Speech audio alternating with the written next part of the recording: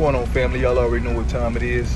About to go ahead and get ready to drop some science and some jewels. I had a quick question today from a subscriber who asked me, why did I get out of law enforcement and why did I become a professional over-the-road truck driver? Long story short, reason I became a law enforcement officer was to try to even out the odds on the streets and in the jails. Because growing up, I saw a lot of injustices take place, dealing with certain skin tones of people who were pressing up on another skin tone of people or another classification of people. And I didn't like that. So I said, you know what? Let me go ahead and become a part of the crew. Therefore, I can even out the odds. And if I see injustices taking place, then I can be there as a shield to prevent that from taking place, right? But when I started my law enforcement career, I noticed that there was a chain of command that has to be followed. Meaning, if you're a new officer, or in my case, a new deputy, right? Because I was a sheriff deputy, I can't go above the decision of my corporal or my sergeant or the lieutenant or the captain unless I was ready to lose my job. So even though I can make some impact on the lives of the people that I wanted to protect, at the end of the day, a corporal or a sergeant or a lieutenant or a captain can come right behind me after I've made a decision and say, hey, that's not the way this is going to work. You need to do this, this, and this. And my hands were tied at that moment where I had to make a decision. I could lose my job, right? Or I could follow instructions and follow orders, right? So, long story short, I saw where I couldn't be as influential being a law enforcement officer as I could be outside of law enforcement. Not to mention that financially, law enforcement officers are not known to be very well off financially. And during that time period of my life, although I looked great in uniform and I was proud to serve my community in that form and fashion, financially, it wasn't much I could do. So I looked at other options at that time, and the only option that I could compare with my law enforcement check, which by the way was approximately $450 a week, right? Because I was law enforcement in Georgia and also in South Carolina, all right? So it's about $900 bi-weekly, walking around with a badge and a gun, right? And I looked at some other options. One option that I looked at was what my brother was doing at the time, and he was driving trucks, right?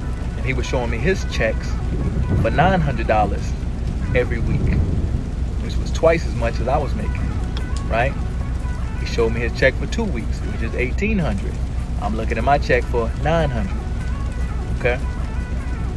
Something else that kind of made a decision or a heavy impact on my decision to leave law enforcement was the fact that we didn't have the freedom to take off and travel the world whenever we wanted to.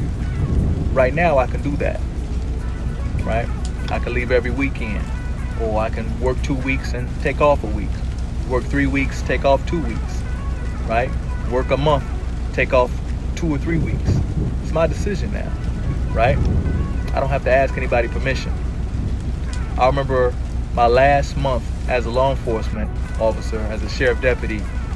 I just came back from Jamaica from a 2-day vacation, right? Very quick.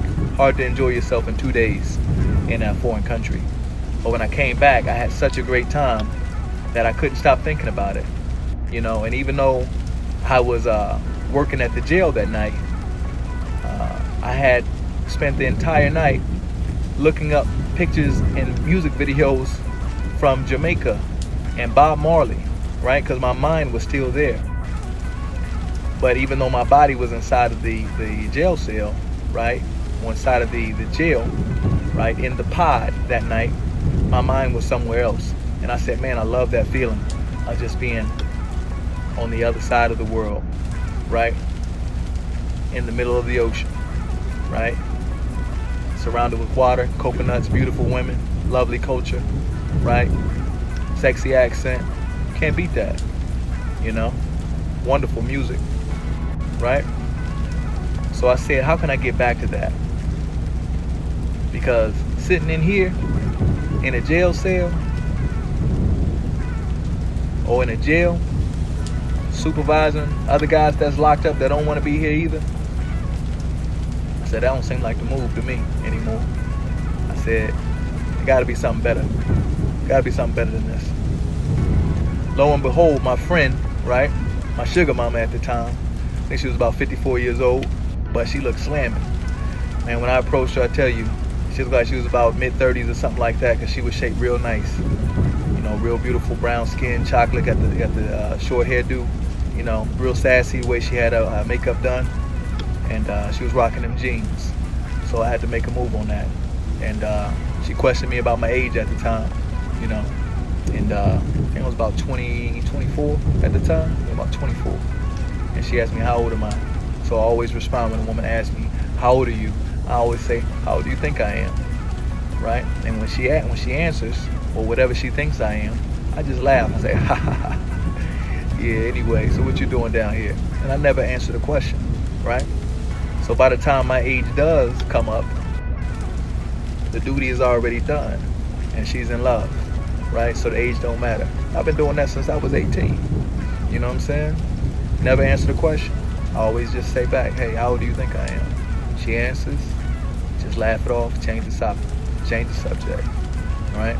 And after you get through planting your flag, busting her open, right? All that age stuff don't even matter no more. You know what I'm saying? You grown, she grown. That's all it is, you know? So, this sugar mama of mine at the time, right? She lived in Miami, all right? She lived in Miami, and she had offered me to come down to Florida and fly to Egypt with her, right? And I asked her, I said, dang, you know, we just came back from Jamaica. I don't think I can leave and go to Egypt with you. She said, baby, this is a once in a lifetime opportunity. I'm gonna pay for everything for you, your entire your trip, hotel stay, food, transportation, all of that. And if you need some clothes while you're over there, I get that too for you in Egypt. I said, go over with the pyramids? She said, yeah, we're gonna go see the pyramids and ride camels. I said, all right, let me check with my job. Let me check and see. Let me check with my supervisor and see what's going on. So even though it pained me to come back and ask my sergeant for another few days off, right? I did anyway. I know I had just came back from Jamaica about 2 weeks before, but I walked inside the office when I had lunch break that night when I was pulling my shift on the jail pod. I came in there and said, hey, Sarge, I'm trying to put in a request for vacation. Imagine the look on his face after I just came back from vacation 2 weeks before. He said, but when are you trying to go? And how long are you trying to be gone for? I said, I'm trying to be gone for about 5 days. He said, 5 days? He said, I don't think you have any vacation time. He said, well, when are you trying to go? I said, probably in about 3 weeks. He said, no, that's not gonna work. I said, all right, are you sure? He said, yeah, that's not gonna work. There's no possible way, Sarge, I can work that out. I don't know. Sick call, emergency, I got some stuff I gotta handle. You know, it's a very important vacation. He said, no.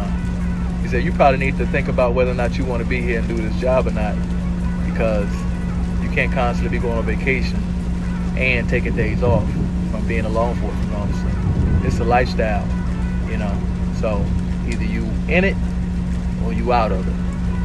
You know. So I had to go back to my pod that night, right, while I was supervising the inmates, and think about what I'm going to do, what I was going to do.